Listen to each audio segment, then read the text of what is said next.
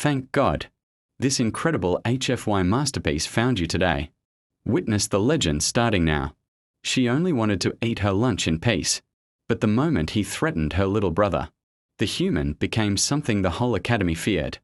I have seen a lot of stupid things in my 3 cycles at the Galactic Academy. I have watched Planetherian students try to breathe methane for a dare. I have seen a Zeltron attempt to eat a live Grix beetle, which, spoiler alert, did not end well for anyone involved. But nothing, and I mean absolutely nothing, prepared me for what I witnessed on that particular afternoon in Cafeteria Hall 7. My name is Vex Talvorn, and I am what you would call a Krillian.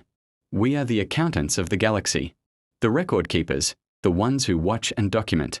We have 4 eyes, which is fantastic for spotting inconsistencies in financial reports, but also means I cannot unsee the horror that was about to unfold. Trust me, I tried. The cafeteria was packed that day. Hundreds of students from dozens of species, all crammed into one massive hall that smelled like a bizarre mixture of sulfur, ozone, and whatever the Thaxians call food. Seriously, I think they eat recycled engine parts. The noise level was, as usual, absolutely deafening. Chittering, roaring, whistling, and the occasional telepathic screech that made your brain itch. You know, normal lunch rush stuff. And there, sitting at a corner table by herself, was Riley Frost, the human. Now, humans were rare at the Academy. Super rare, like spotting a void whale in hyperspace rare. We had exactly 1 human exchange student that semester, and she had been keeping to herself for the most part. Smart girl. Most species did not know what to make of humans yet. The rumors were, well, let us just say they were creative. I had heard everything from humans. Can survive in vacuum for short. Periods to they literally eat poison. For fun to my personal favorite. They befriend predators as a hobby. Riley looked painfully average for a human. At least I assumed she was average. How would I know? She had that strange smooth skin they all have, 2 eyes, which seemed ridiculously inefficient for a supposedly advanced species. Brown hair pulled back in what I later learned was called a ponytail. She was wearing the standard Academy uniform, grey and boring. And she was eating something that looked disturbingly like it might still be alive. Humans have bizarre food preferences. What struck me most was how calm she looked, serene, even. She was reading something on her datapad, occasionally taking bites of her questionable meal, completely oblivious to the fact that every few minutes someone would glance away and quickly look away. There was this bubble of empty space around her table. Nobody wanted to sit too close to the Deathworlder. Oh, right. That is what we called her species, Deathworlders. Apparently, Earth, the human homeworld, was classified as a class 12 Deathworld by the Galactic Survey. Core, Class 12. Do you know how insane that is?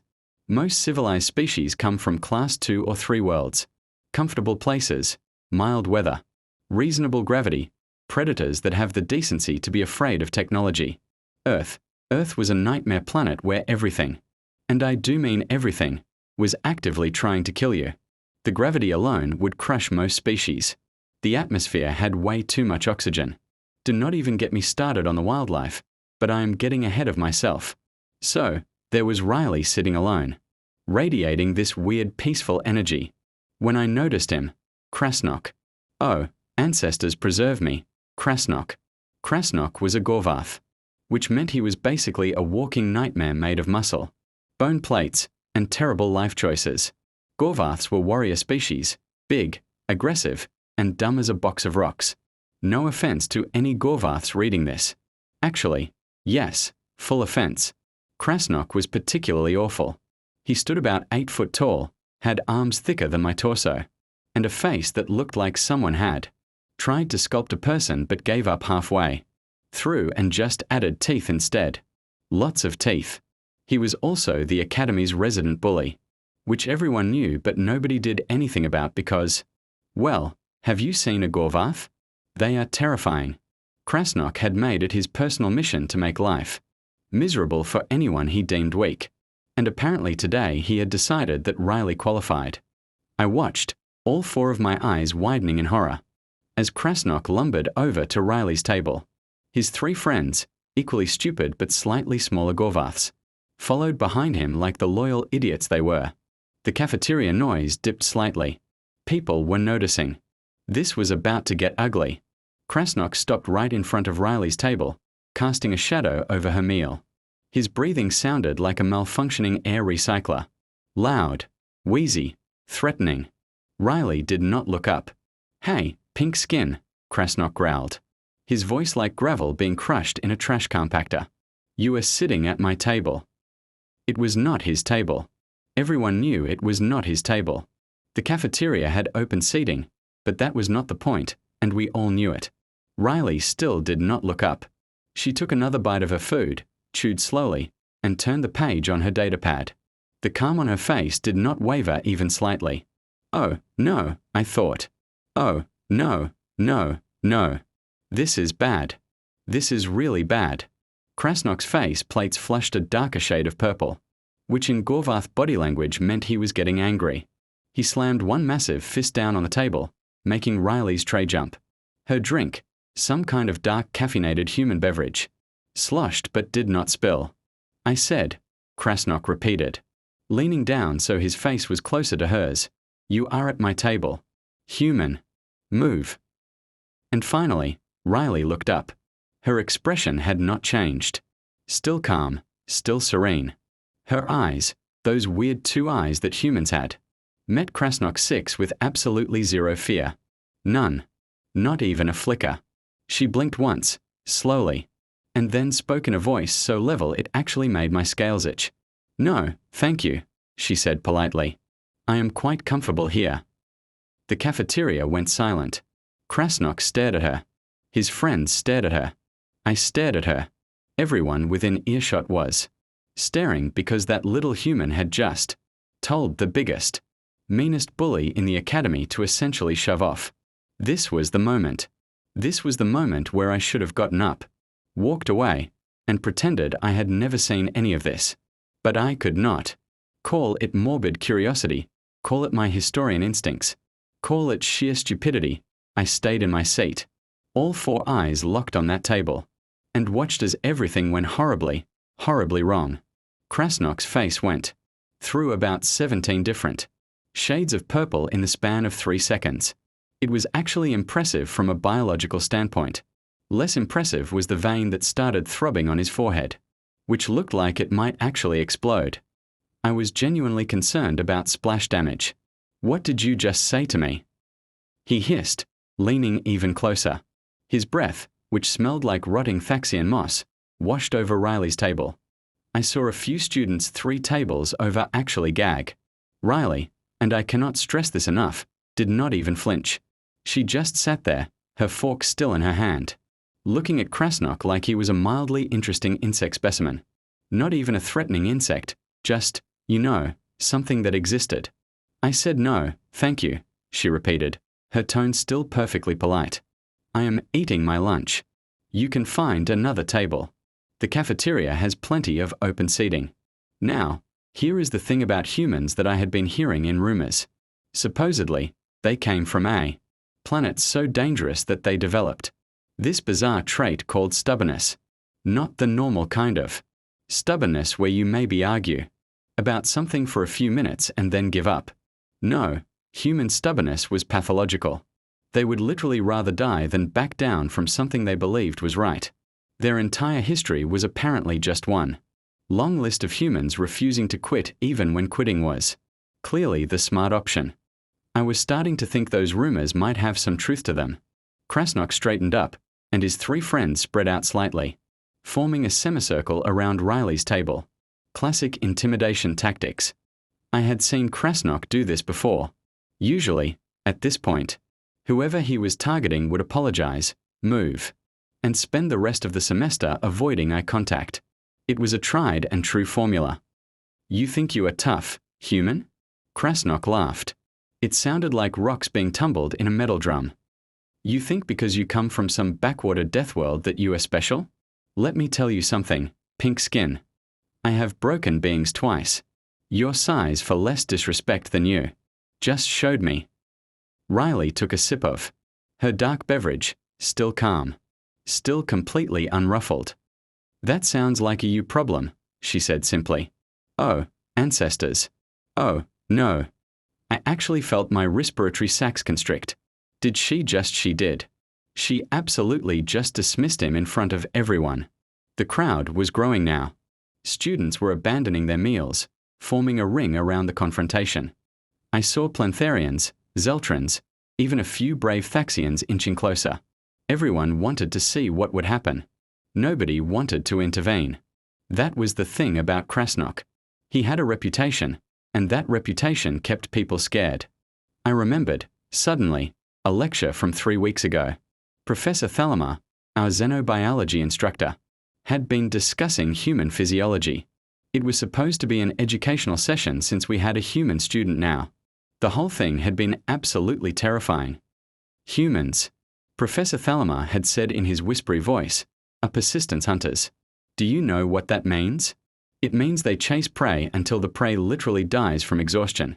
They have this thing called an endurance system. They can run for days. Their home world has a gravity that is 30% higher than standard. Their bone density is ridiculous. Their muscle fiber composition is designed for both power and stamina. And most disturbingly, they have an adrenal response system that, when activated temporarily, increases their strength, pain tolerance, and aggression to frankly absurd levels. One student had raised a tentacle. But, Professor, surely they must have some weakness. Professor Thalama had gone very quiet. Yes, he had said finally, they do. They are soft.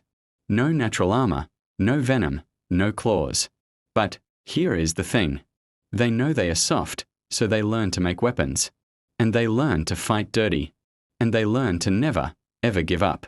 That is what makes them dangerous. Not that they are strong, but that they absolutely refuse to stay down.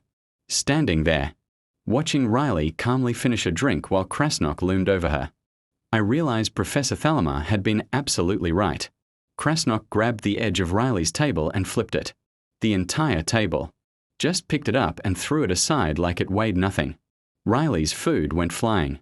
Her data pad clattered to the floor. Her drink splashed across the ground in a dark puddle. Riley stood up slowly, very slowly. She was, I realized, much smaller than Krasnok. He was 8 feet of armored muscle. She was maybe 5.5 feet of what looked like breakable flesh. The size difference was comical. This should not have been a fight. This should have been a slaughter.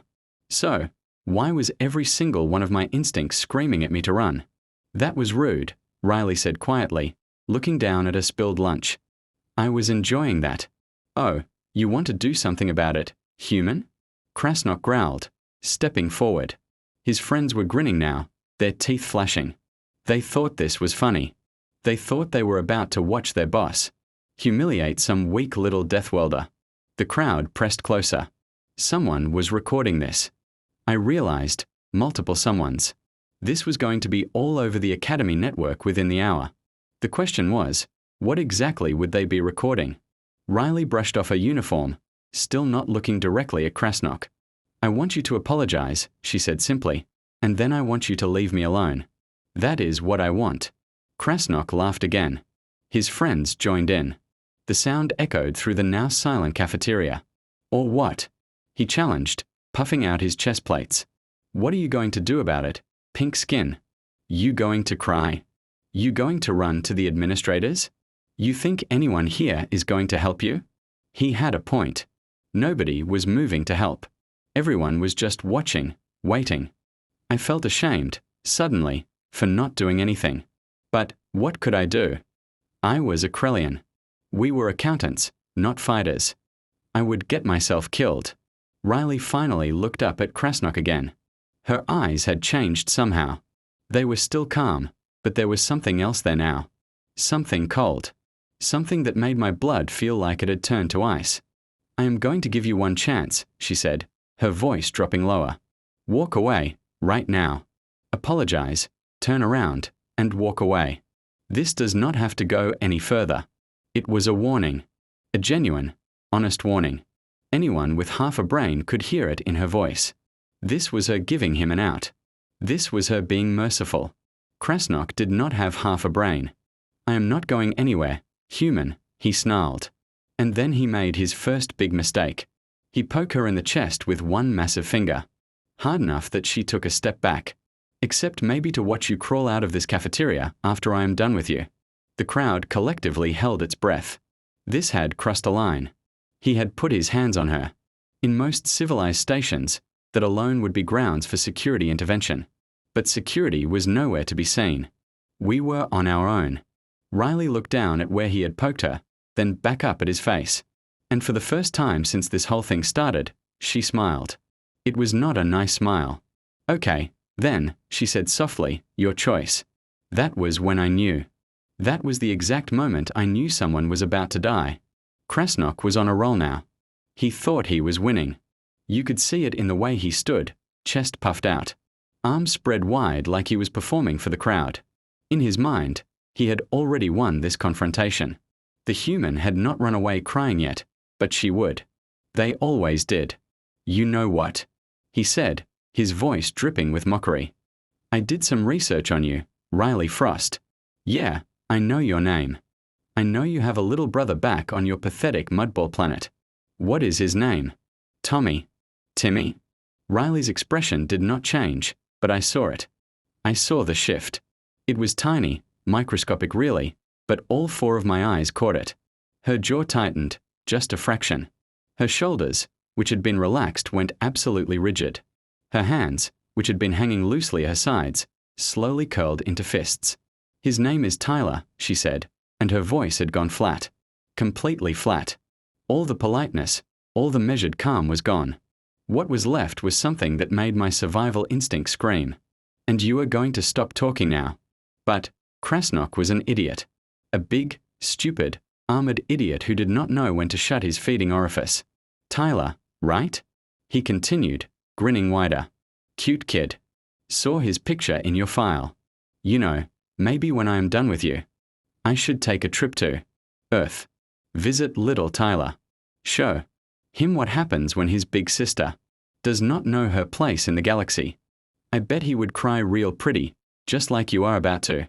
The temperature in the cafeteria seemed to drop by 10 degrees. I am not exaggerating. I actually felt colder. Several students near the front of the crowd took involuntary steps backward. Something primal in all of us recognized that we were now in the presence of danger. Real danger. Riley's eyes had changed completely. They were still brown, still human, but there was nothing soft in them anymore. They looked like chips of ice. No, worse. They looked like the eyes of something that had killed before and would absolutely kill again. Her breathing had changed, too. It was slower now, deeper, controlled, like she was preparing for something. You just made a mistake, Riley said. And her voice was so quiet that the entire cafeteria had to strain to hear it. A really, really big mistake. I noticed her stance had shifted without her seeming to move. Her weight was balanced differently now. Her feet were positioned wider, one slightly in front of the other. I had seen combat stances before in training videos. This was a combat stance. A very efficient one. Here is what is going to happen, Riley continued. Her words coming out precise and clipped. You are going to apologize for threatening my brother. Then you are going to back away from me. Then you are going to leave this cafeteria and never speak to me again. This is your last warning. The only warning you are going to get. Do you understand me? Her tone was not angry. That was the terrifying part. She was not yelling. She was not emotional. She was stating facts, giving instructions, like a soldier briefing a mission. Cold, professional, lethal. Krasnok stared at her for a moment, then threw his head back and laughed. That's what's wrong with you humans. No respect for others in the galaxy. You think you can talk back. The little human thinks she is scary. The little Deathworlder thinks she can threaten me. Let me show you what I think of your warnings, pink skin. And then he made his second big mistake. His fatal mistake. He reached out with both hands and shoved Riley, hard. Hard enough that a normal being would have been knocked off their feet. Riley slid back about 2 feet. Her boots squeaking on the cafeteria floor, but she did not fall. She absorbed the impact, bent her knees slightly, and stayed upright. Then she looked up at Krasnok with those cold, dead eyes. Okay, she said simply. I tried. What happened next took exactly 4.3 seconds. I know because I checked the timestamp. On the security footage later. After the medical teams had left. After the administrators had interviewed everyone. After the whole academy had been turned upside down by what we had witnessed. 4.3 seconds. That was all it took for Riley Frost to end Krasnok. Riley moved. Not like a person moves, like a weapon moves. Like something designed for efficiency and violence moves. She stepped forward into Krasnok's space, inside his reach. Which seemed insane because he was so much bigger than her. His hands were coming down, probably to grab her again. To throw her around like a toy. They never made contact. Riley's right hand shot up, fingers extended, and struck Krasnok directly in the throat, right in the soft spot between his bone plates. I heard the impact from where I was standing. A wet, crunching sound that made my stomach turn. Krasnok's eyes went wide. He made a choking, gurgling noise and staggered backward. His friends started to move forward, finally realizing this was not going the way they thought. Too slow. Way too slow. Riley was already moving again. Riley spun. Just pivoted on one foot like she was performing some kind of dance. Except this dance was a nightmare. Her elbow came around and caught the first of Krasnok's friends. A Gorvath named Throk, right in the side of his head. The crack echoed through the cafeteria like a gunshot. Throk dropped like someone had cut his power supply. Just collapsed in a heap, out cold before he hit the ground. The second friend, I think his name was Grell, tried to grab Riley from behind. Big mistake. Huge. Riley dropped her weight, slipped under his arms like she was made of liquid, and drove her heel down onto his knee. The joint bent sideways with a sound that made half the crowd turn away. Grell screamed.